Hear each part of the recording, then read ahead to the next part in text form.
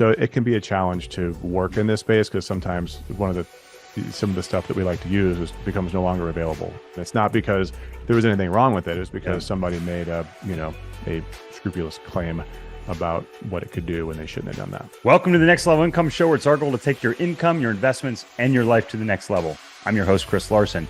If you haven't yet, get a copy of our book for free at our website, nextlevelincome.com. That's www.nextlevelincome.com. Just click on the book link, and I'll even send you a copy if you put your address in. On today's show, we welcome back Dr. Doug Lucas. Dr. Lucas and his practice, Optimal Human Health MD, specializes in metabolic health, hormone optimization for both men and women, osteoporosis, and longevity. Dr. Doug aims to address the underlying causes of chronic disease to improve both health span, but more importantly, lifespan. And you may be wondering, if you've been following the show, Chris, why are we talking about health? This is Next Level Income. The bottom line is, if you don't have your health, you don't have anything, and you would trade money to get your health.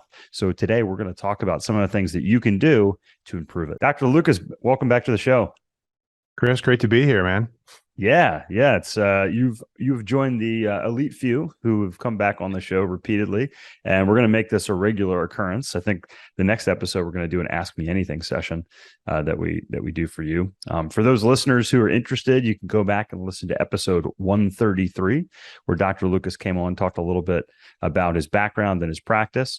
But real quick, catch us up a little bit, Dr. Lucas, if you would, on your background, because you're going to talk about your business and your current practice, but this isn't always what you did. In a prior life, you were an orthopedic surgeon. Yeah. Well, we could go all the way back to when I was a ballet dancer, but I guess that's a conversation for another day. So my professional career started in orthopedics, and that's my dream coming out of medical school. But I very quickly realized after, finishing residency and fellowship and going into practice, I felt like I was just chasing my tail with my patients, and that even though we were doing cool surgeries and we had cool equipment and the operating room was a lot of fun, I felt like patients were made too late, and that if I could just educate them in the way that I feel like they were looking for, with the information that I already knew because of my interest in health and nutrition, that I could prevent a lot of what I was already doing. And then my wife also proved this to me with her weight loss business, and she was reversing diabetes and helping people get rid of medications. And it just continued to push me until I realized that there was a space for me outside of that I really needed to push into. Yeah. One thing that really surprised me was when I started working with, working in this space. And, I've been, as I mentioned in our first episode that we talked about, 7 years I've been doing personalized medicine, what you and your practice does. And I'd like you to kind of describe that. But it shocked me because I thought I was eating healthy, and I had my genetics tested, and my doctor gave me a diet plan. I went through it, and I moved some things around, and I actually added coconut oil, coconut butter to my diet because I wasn't supposed to eat a lot of saturated fat, like meat and that sort of thing.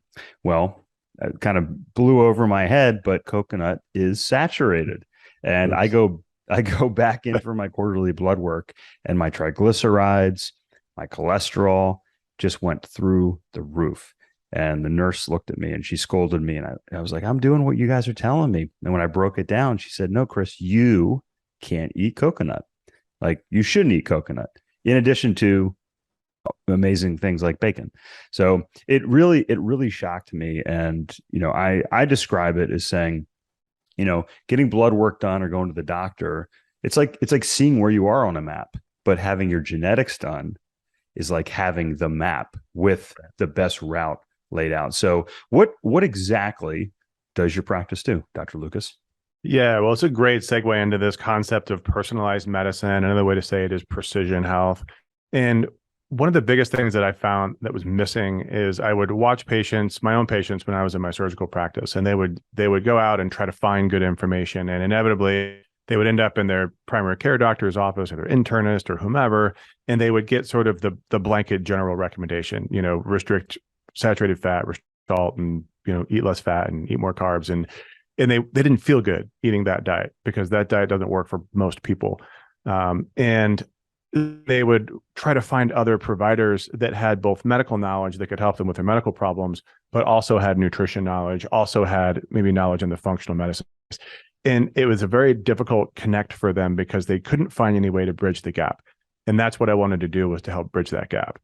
So what we created is a form where we can do personalized medicine and we can do precision medicine. And the foundation of that is really genetics. So getting a genetic panel on people you had. And it's funny, what I've learned over the last few years of doing this is not everybody even wants to know. There's a lot of fear around genetics, or there's thought that, oh my gosh, it's not there yet and it's going to give me bad information. And I'll say that I just had a patient. This is a great story, where this guy he's basically diabetic. He has terrible heart risk factors, cardiovascular risk factors, and he doesn't want to know his genetics. And I would really like to know ApoE status on him, because it would really help us to determine, hey, what kind of saturated fat intake should you be looking at? Now, we can work without that, but it's just a funny, he's so opposed to this tool that we're not going to get it, which is fine. We can do without it.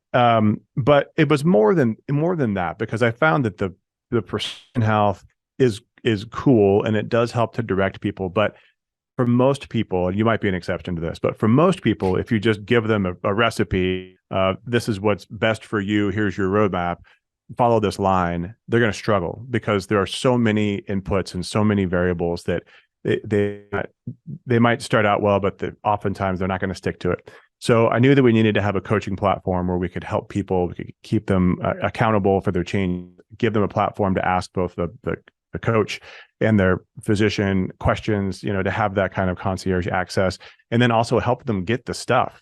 When we lay out a program, it's got a bunch of different things in it. So how do you get all the things? And so we needed to find a way to help people do that. So that's what we ended up creating in the original form, which is called Optimal Human Health. And that's really our goal, is to help people to optimize their health and improve their health span. Well, for those that don't know, you are my personal doctor, and I've gone through this program and I know it works.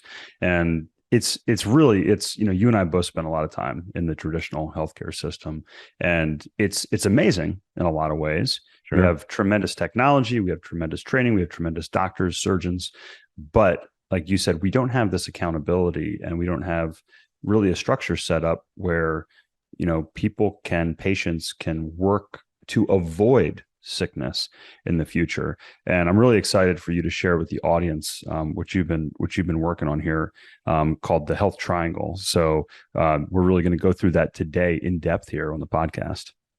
Yeah, and I wanted to talk about this because people ask me often, what is it that you do? And it's sort of like, I don't have a great pitch for that. I have one, but it's difficult to put it all in a 30-second spiel. But what I wanted to impart to your listeners, and what I try to tell people when they ask me, passing by on the street, is how can you take this information of this platform that we've built and use this in your own world? Because this is what I think most people are missing, is how do I put together all of these different inputs of this guy that I like on YouTube, or this person that I'm listening to on Instagram, plus what my doctor is saying? How do I put this together? And where I see most of the errors are people leaning on cool technology, the newest supplement, the newest longevity hack, the newest, David Sinclair thing. And while those things are all great, if you start there, you're going to probably be missing a really big piece of the foundation. So I was chatting this out with somebody, and we came up with the triangle, or the pyramid. I don't know what the right term for it is, but basically it's something that looks like a triangle, and it has 5 layers. And when I lay this out to people, we spend most of our time talking about, but also in practice, most of our time treating that bottom layer. So that foundational layer. And of that foundational layer, it has 5 pillars. So 5 layers, 5 pillars. We can draw this out. And so of the 5 pillars in the foundational layer, these are the basic things that we talk about, right? So this is exercise, this is nutrition, this is stress mitigation is what we call it. Sleep should probably the first one. And then most recently, I've added spiritual health. I've continued to work with patients especially in our age group, men and women in our age group that are really struggling to find the meaning of what they're doing. That really impacts their health overall. And we can dial in all the biomarkers in the world, but if you don't know what your purpose is, if you don't understand why you're doing what you're doing, you're not going to be happy about any of it. And so much of what we're going for is the energy, the drive, the stamina, like all of these things are so built into our conscious mind And if you don't understand, you don't have a good understanding of why you're doing what you're doing, what that spiritual side is up to, then none of it really matters. So that was a recent addition to that foundational part. I love that. And I think, look, I've seen it. Like you and I are both wearing Aura rings. So I love technology. And that's the engineer, that's the nerd in me. Mm-hmm. But what I've seen is when I come back from like a retreat with my wife where we've been doing this deep introspective work, I watch my HRV climb. I watch the mental side of things affect the physical side. And life is an energy game. And I think, if you don't have that piece like you're mentioning on the spiritual side, then there's going to be something lurking that's sitting in the back that's going to be eating away. And I think, we've talked about this before on the podcast where, you go through life, you are achieving what feels like success materially. You have the car, you have the house, you have the family, you have the career, but you're not happy and you don't know why that is. And I think that's fairly unique in what you're looking at. But to deny that it affects our body, our health in general, the spiritual side is key. Yeah. Yeah. No, I know we've had some deep conversations about retreats that I've had as well. Yeah. And I was that exact person you just described, right? Fellowship at Stanford, dream practice, success, busy, building a new house, got the car that I always wanted. That was miserable. Miserable. And, it wasn't until I really found purpose with an understanding of what my professional role should be, where I enjoy what I do. It's still work, of course, but I enjoy this mission. I enjoy the role that I play for my family, with my kids, and with my wife. Once I put all of those in place, man, like I hop out of bed in the morning, ready to go. Let's go. Yeah. So I think that's a huge thing. Because the next layers, none of those matter if you don't nail all of those pillars of the foundation. I love that. So then you have the foundation, and I think I like the pyramid. So the foundation of the pyramid or the triangle, as you mentioned, then so you get those pieces in place. What's the next level? Yeah. So once the foundation is in place, then the next layer, I like to consider this the supplement layer. And I was on an Instagram live with somebody, and all these questions were about supplements. And supplements can be important because it's just, I think, impossible at this point to get all the nutrients we need out of our food, even if you ate the best diet in the world. So I think it's important to identify what supplements you need and then really target your supplements based on biomarkers where you can, and then based on good philosophy and principles where you can't, because there are some things we just can't measure. And so picking a stack that is tolerable, something that you're going to continue to take, and something that you could potentially retest to make sure you're taking the right stuff. So that's the supplement layer. So that's the second layer up.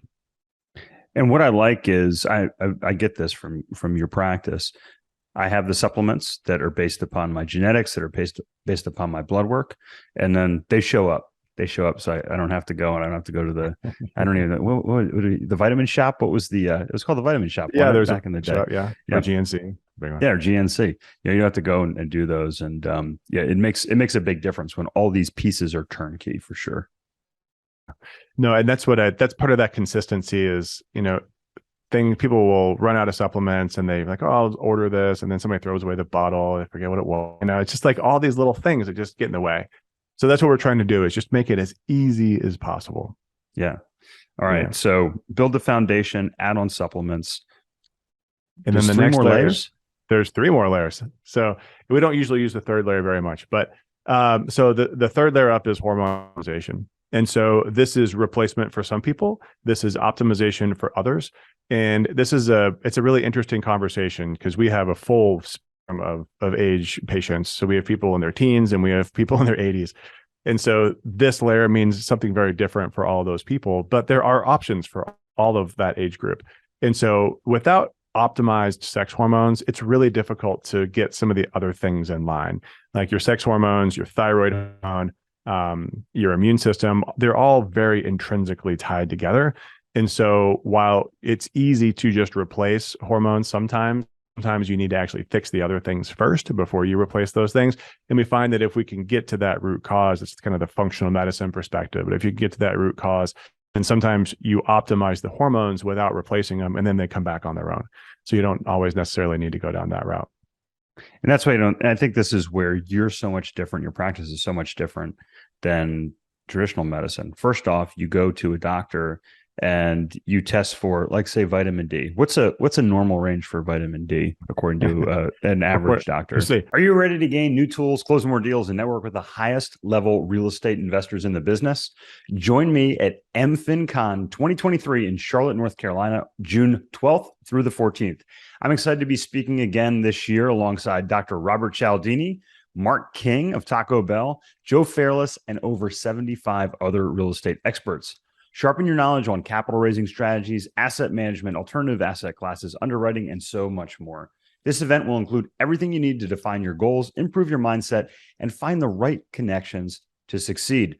The networking opportunities at MFinCon are not to be missed. If you're serious about apartment syndication, investing, real estate investing in general, or just commercial real estate, MFinCon is for you, and you can use our special promo code NEXTLEVEL, all caps, to get $200 off your ticket. Learn more and reserve your seat by clicking the link below. That's MFINCON.com, www.mfincon.com. Hope to see you there. According to who? The RD, I think the RDA would be 30. 30, I think it's picograms per deciliter or something, but 30. Yeah. Whereas optimal is more like what, 60 to 80? I put patients between 80 and 100 generally. Yeah. But we're testing. So just as a quick caveat, so if you're thinking I'm going to go do that, we're also looking for signs of vitamin D being too high. So for people that aren't regularly testing all of the other things, I would say aiming for around 60 is probably safe. Gotcha. Yeah, but I think that's an important point. I think traditional medicine isn't testing for optimization. They're testing for, really a level that's low and is going to create a problem. They're looking for biomarkers that will, if you can meet those minimums, then you are going to prevent acute illness, like acute disease. And we look at this in like the protein recommendations, right? Like the traditional protein recommendations of 0.8 grams per kilogram is to prevent acute protein malnutrition. And then people will take that and be like, oh, well, if you eat more than that, it's bad for your kidneys. Well, no, it's not. The upper limits of protein intake is more like 3 grams per pound. So you're talking like whatever that is, 6.6 grams per kilogram, right? So that is, the magnitude greater. Yeah. And that would be for me like 600 grams of protein in a day. So I can't even begin to eat that much. So I'm not worried about my kidneys. But that's how big that difference is between, okay, what's dangerous, what's optimal, and then what's recommended. Yeah, I had a professor in college tell me that you didn't need more than like a small hamburger patty worth of protein a day. And I said, and I raised my hand, and this is how I got to be so popular in my classes. And I said, wait a minute. I was like, what's that like? For what? Like, what are you referencing? And he said, oh, that's like for survival. And I was like, does anybody in here just want to survive? And like everybody looked at me and shook their heads. And I said to the professor, I said, no, I said, yeah, but if you want to be, and then he was, he had, his arms were about as big around as my son's arm. So the guy obviously didn't lift weights or do deadlifts, as Nassim Taleb would say. But I said, we're here, we're in college, we're studying, like we're trying to optimize, our outcomes for life. And I said, what's that number? And he didn't have an answer. So I think that's really important. One, that you have to ask, like, what is the reference that we're measuring to? And then, for sure. What are we measuring for? Are we, and how are we going to get there? So is there, you said you work with teenagers, I know you work with elderly people, you even have a part of your practice that's focused specifically on bone health, which we can dive into later. But at what ages do people really, or do you see in your patients start to have issues with hormones and really start to need this? Man, It all is. Of course, I have biased view because they're coming to me with problems. But even in patients who they think that they're, they come in, they say, "Well, I just want to optimize." We have some athletes say, "I just want to I want to be the best that I can be." We're like, "Cool." So we get the same labs that we get in everybody, and then functional testing is always dependent on the patient. I've never been somebody that had adequate levels of everything. Wow, I've just never seen it, and it's because it's so difficult in our environment of stress, our environment of poor food, just being surrounded by poor food choices, and it's so difficult to avoid. And then all of the other environmental toxins that we're just exposed to every day. every time you pick up a receipt, every time you go outside and inhale the polluted air, like it's just everywhere. So I think potentially everybody has something that they can work on. Yeah, and I think that's a great point. Like we could change our environment. We go live like a monk, but the bottom line is we're in an environment. We're exposed to light, like the light from the computer screen right now. We're exposed to air pollution. We're exposed to carcinogens and different things that are out there, plastics, and in the packaging and all these different things. If we can't avoid all those things, we can create a robust body where we can better deal with these stressors that we put under ourselves or put onto ourselves. So we build a foundation. We add supplements, potentially hormones. Where do we go from there? Yeah. So the next step up, then I like to use the term peptides. Now, peptides can mean kind of different things, but when I talk peptides, I'm talking about prescription products that come from compounding pharmacies. And peptides are not made by drug companies, so they're not FDA regulated, but they are used regularly in this space. So this is kind of a controversial field, but peptides are these cool signaling molecules that can really have an impact on different things. So some of the peptides you and I have talked about in the past would be things that are good for helping to build muscle. And so for my bone health population, these are awesome. I love this for this group because they're really struggling, even with resistance training and adequate protein and nutrition, they're still really struggling to put on muscle mass sometimes because they're limited sometimes in what they can do on the hormone side. So peptides can really help to pull those levers harder. But then there are other categories that are great for cognition, great for sexual health, great for immune dysfunction and improving immune function. So we can really kind of just choose and stack these things as, again, this extra layer. But one of the problems I see people do is that they'll go to a practitioner for peptides and given this, crazy expensive stack of peptides and not had any discussion about all the other stuff. Right. And so people will say, well, I took peptides, they didn't work for me. I'm like, well, yeah, if you ice a cake and there's no cake, it's not going to look like a cake. Icing's really good though. Icing's really good by itself. It is, but it's not going to make you. But I'm not allowed. You don't allow me to eat it, Dr. Lucas. Yeah, it's not on your list. No, in all seriousness, that is one thing I like about your perspective, which is, life is meant to be lived. Like we're not here to be, like I mentioned earlier, to be monks and not do anything fun out there. Like we need to prepare and we need to have a good time and do that. But from what I read about peptides, one of the benefits, and please correct me if I'm wrong here, is that they can be more specific than say like an anabolic steroid where you take it and has all these other effects that are negative on your body. Right. Is that accurate in general? Yeah, so I'll give you a great example. So people listening probably have heard of growth hormone, right? So it's a really commonly used term, not very commonly prescribed, but it does exist as a pharmaceutical. Hormone has a tremendous impact on your muscles, on your fat cells, on your organs, on everything, because it just has this really powerful growth, as the name would suggest, growth impact on your body all over the place. There's a peptide called AOD 9604. AOD is a fragment of growth hormone. So you get some of the impact of growth hormone, but not all of it. So if somebody's looking to really kind of do the body comp thing, they're looking to increase muscle mass and potentially cut a little bit and decrease visceral or even subcutaneous fat, AOD will help to turn on lipolysis, which is the burning of fat, helps to block energy being deposited into fat cells, but it can also help build muscle. So for that, for people that are saying, oh, it's impossible to gain muscle and burn fat at the same time, it's not entirely true. You can do it. It's still really hard. But these are these tools that we can use to sort of help to improve that. Whereas giving growth hormone will also do that, but then you also run the risk of developing the growth hormone belly, where your liver and all your organs get really big.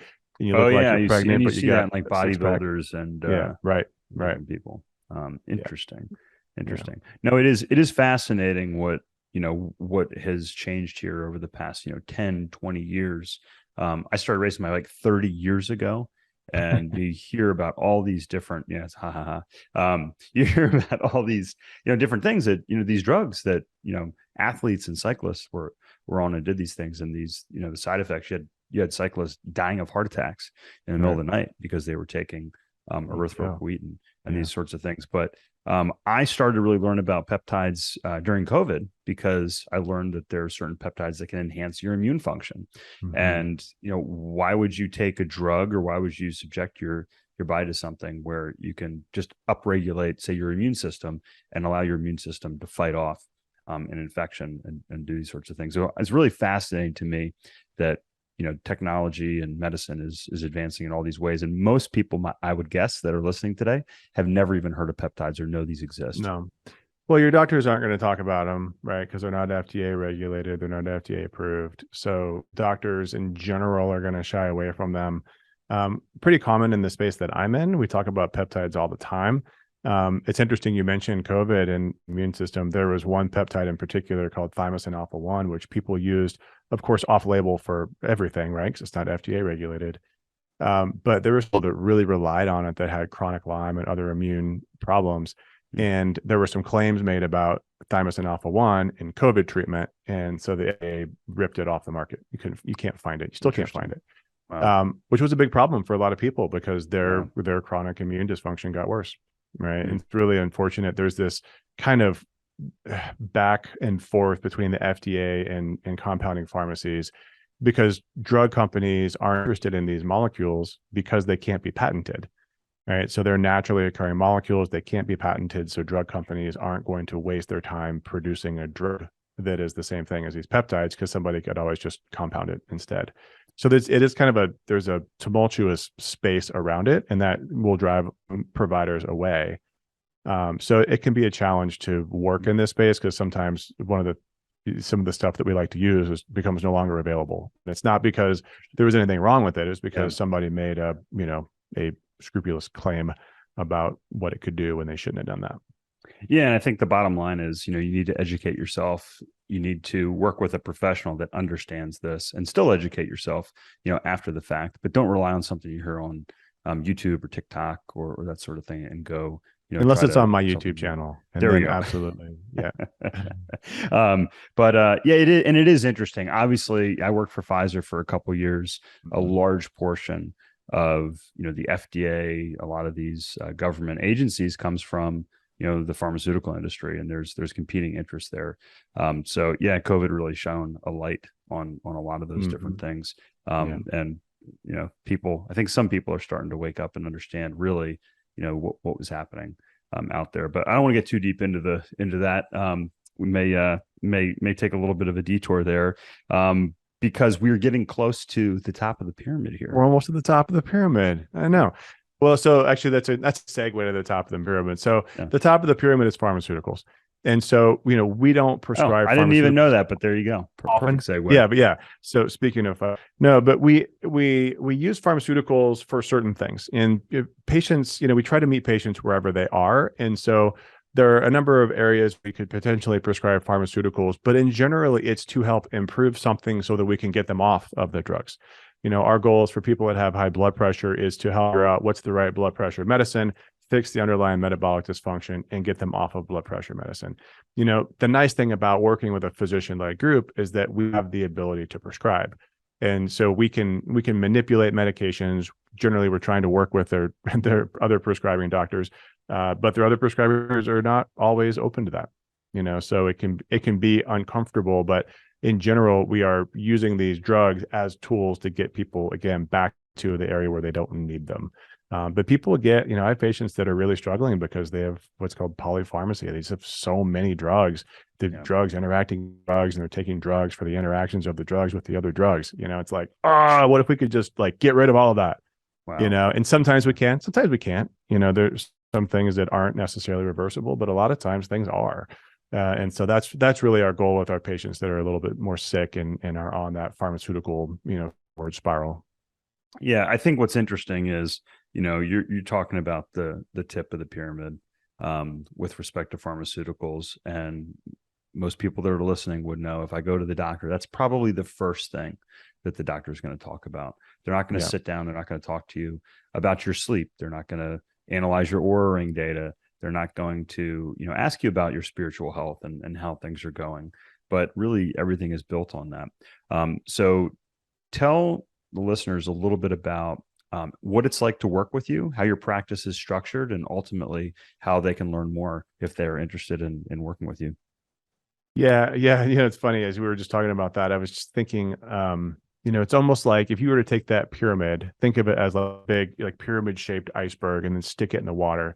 What you see sticking out of the water, that's traditional medicine. What we need to focus on is everything under the water. Yeah. That's like so, that. yeah. If I could make like a little video on my homepage, that would be awesome. So what's it like to work with us? So our goal is to bring people on in a membership style. So people come join us, they're with us for a year. What that year gets you is 2 extensive lab panels. So we get blood work right out of the gate. You meet with a coach right out of the gate. Our 2 coaches are both registered dietitians and have master's degree level training in functional health and gut health.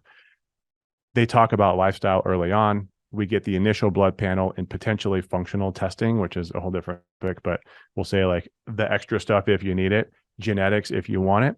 And then once we have all that data, then we compile that into a report called the health report, and then you go over that with your physician. Right now, I'm seeing most of the patients on the platform. My partner, Dr. Russell Van Maele, is starting to see more patients as we're kind of pulling him away from his other interests. So my goal is to be able to really bring him in and start seeing patients in other states, because we've been supported by that. And so then the physician goes over that with you, and then we set forward on this plan based off of that pyramid that we just described.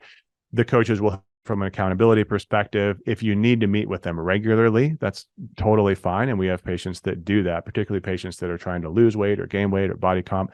These things that take a lot of back and forth.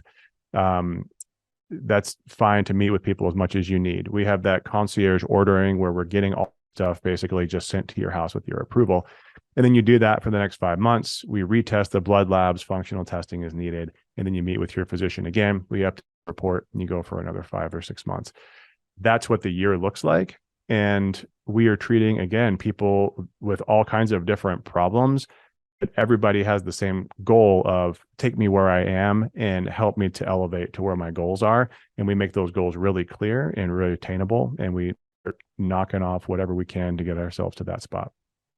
Yeah, I think some people might be listening saying, Chris, this is next level income. Like, why are we talking about health? But as I mentioned in the intro, your health, if you don't have it, that's all that matters. So if you have money, I was with somebody here just last weekend, and the guy's worth 10 times what I am. And he was like, hey, what do you do? Like, how do you, like, what do you work out? Who do you see? What are you doing? Because I'm trying to get into better health. And he's working out twice a day, and he's not making any headway.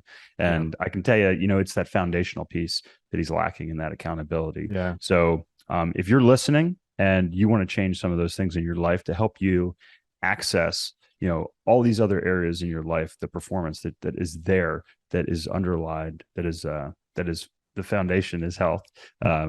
Just like your pyramid, you can reach out to Dr. Lucas. What is your website? Is optimalhumanhealth.com. optimalhumanhealth.com. And on the first podcast, we did a code next level. And if you want to use that, what are they going to get, Dr. Lucas? Yeah. So if you use that code next level, when you talk to our team, they'll give you 50% off of any, whether it be genetics, functional testing, or whatever the coaches end up recommending. So that could be quite a bit depending on how deep you want to go. Yeah, no, that's a heck of a deal. And we will have you back on here, just like you're testing in about 6 months. We'll check in. We'll do another check-in with Dr. Lucas. We'll do an Ask Me Anything. So feel free to email us, info@nextlevel.com, email at nextlevelincome.com, email at nextlevel, info at nextlevelincome.com, or you can reach out to either Dr. Lucas or I on social media and let us know what questions you have. Dr. Lucas, thanks again. Yeah, much, Chris. Appreciate it. Hey, Chris here again. I hope you found this episode valuable. Now, I have one more thing to gift you. We have a page for my coaching clients where you can get a free copy of my book, as well as much more from previous guests on the show. Just check out nextlevelincome.com/coaching to get a free copy of my book, audiobook, and much more. I'll send you a copy of my book and cover all the shipping costs as a thank you for listening to the podcast. Also, please like, share, and take just 90 seconds to give us a rating on Apple Podcasts.